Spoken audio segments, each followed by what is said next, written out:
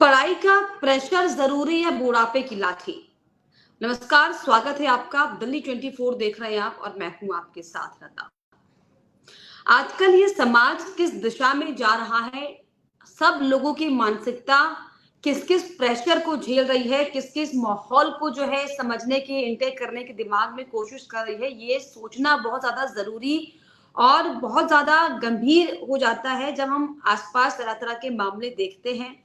एक और जहां हम लगातार मुस्कान, साहिल और सोनम की बात कर रहे हैं, तो वहीं दूसरी तरफ आप सोचिए कि ऐसा भी समाज है जिसके लिए अपने बच्चों की खुशी से ज्यादा अपना सामाजिक व्यवहार जरूरी है। अपने समाज में वाहवाह जरूरी है। क्या क्या इसीलिए बच्चों पर अननेसेसरी प्रेशर जो है बिल्डअप आजकल किया जा रहा है।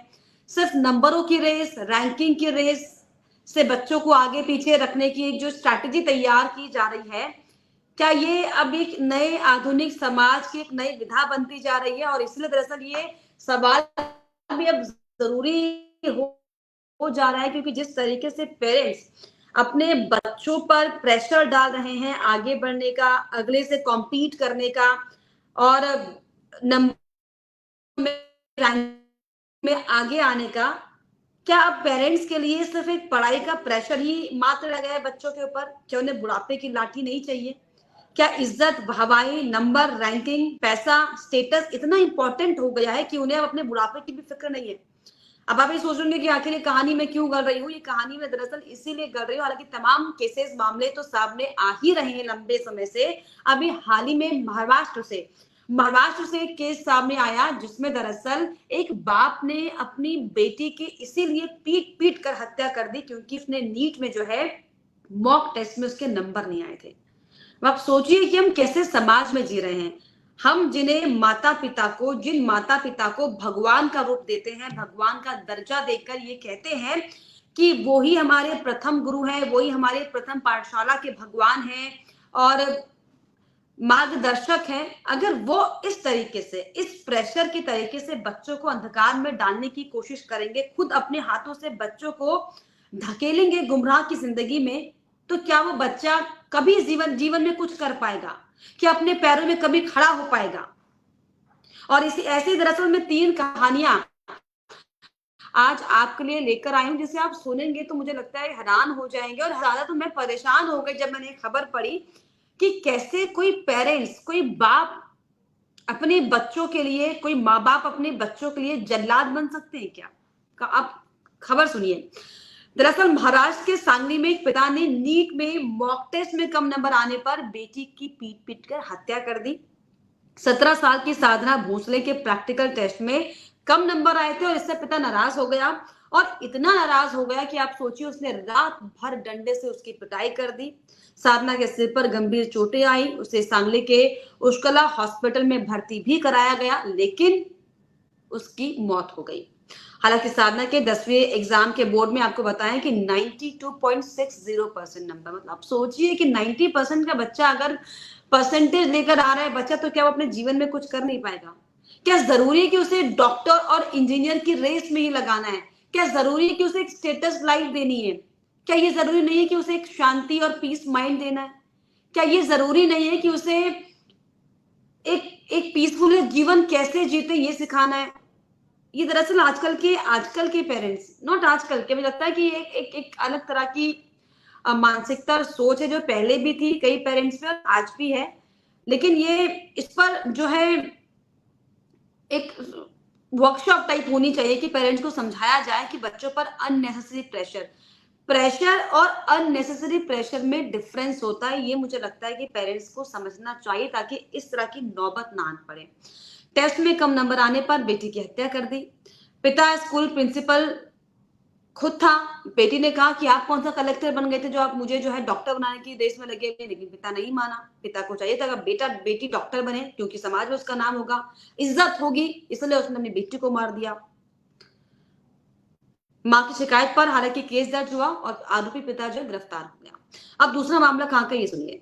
दूसरा मामला दरअसल लखनऊ का है, जहां पर लखनऊ में मोबाइल चलाने पर, आप सोचिए, मोबाइल का इस्तेमाल हालांकि बच्चे आजकल बहुत ज्यादा कर रहे हैं, लेकिन ऐसे क्या नौबत आन पड़ती कि बच्चों को मार दो, आप कमरे में बंद कर सकते हैं, आप उसे हॉस्टल डाल सकते हैं या फिर आप कोई और अन्य जो कड़ी से कड़ी सख्ताई हो वो कर सकते हैं, लेकिन जीवन लीला ही समाप्त कर देना कई समाधान समस्या का होता है।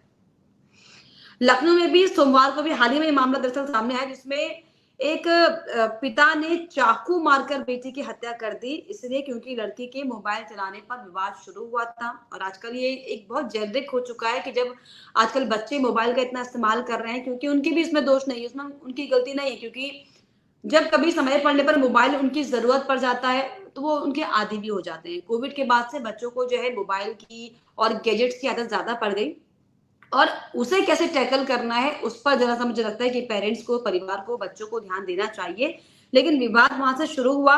गुस्से में पिता किचन में चाकू लेने गया और बेटे के गर्दन और पेट पर कई बार हमला किया। गंभीर रूप से बेटी की मौत हो गई, आरोपी पिता मौके से भाग गया।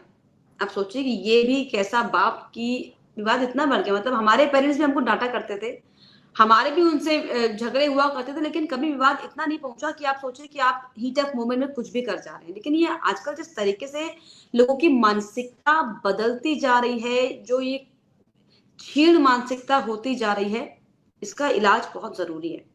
इसके अलावा अभी हाल ही में पिछले दिनों हमने सुना था कि बेंगलुरु में भी एक पिता ने 14 साल के बेटे की हत्या कर दी, बेड से पीटा, सिर दीवार में मारा। और अब सोचिए आखिर में उसने क्या कहा, ये आपको हैरान कर देगा। उसने कहा कि तुम मरो या जियो मुझे फर्क नहीं पड़ता।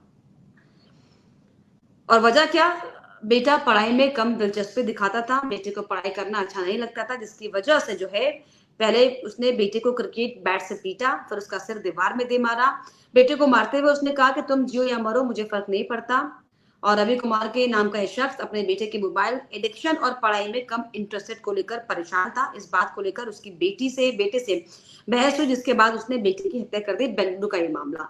तो महाराष्ट्र, लखनऊ, बेंगलुरु, ये सिर्फ 3 राज्य नहीं है जहां से इस तरह के केसेस सामने आए हैं, बल्कि अगर आप गूगल पर सर्च करेंगे, अगर आप इन खबरों से इत्तेफाक रखेंगे तो आपको आसपास इस तरह की तमाम खबरें, तमाम जो है इस तरह की बातें सुनने को मिलेंगे कि आजकल जो है पेरेंट्स को इतना इतना समाज में इज्जत और मान सम्मान चाहिए कि अपने बेटे के जीवन को जो है दांव पे लगा देते हैं, बेटे हो या फिर बेटी हो। और इसकी बानगी महाराष्ट्र में, लखनऊ में, बेंगलुरु में तो सामने आई ही है, लेकिन इसके अलावा तमाम आपके गलियारों में, आपकी सराउंडिंग्स में भी इस तरह की चीजें जो है बार बार देखने को मिलती हैं, जिसमें अननेसेसरी जो प्रेशर बच्चों पर बनाने की कोशिश माँ बाप करते हैं अपने अपनी खुशी के लिए, अपने मान सम्मान के लिए, उन्हें एक लाइफ की सही दिशा दिखाने के लिए। लेकिन सब असल में वो ऐसा होता है कि दरअसल वो अपने बच्चों को डिरेल कर रहे होते हैं लाइफ के लिए।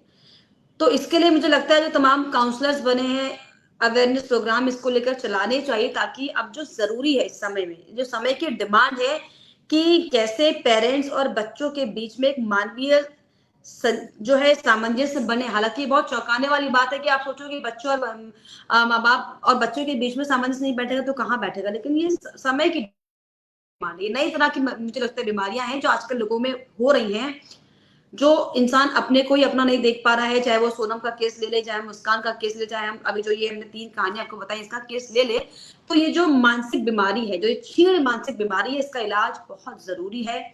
इसको लेकर क्या आपको लगता है, जो ये पढ़ाई का प्रेशर, जो पढ़ाई का प्रेशर आजकल माँ बाप को मार रहा है, बच्चों को मार रहा है, क्या माँ बाप को बुढ़ापे की लाठी नहीं चाहिए? क्या उन्हें अपना सहारा नहीं चाहिए?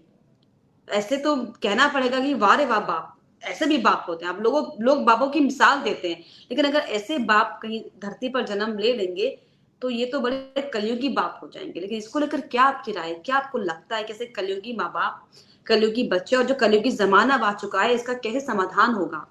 कमेंट करके प्लीज बताइएगा। इसके अलावा हमारे चैनल को लाइक, शेयर एंड सब्सक्राइब करना भी ना भूलें।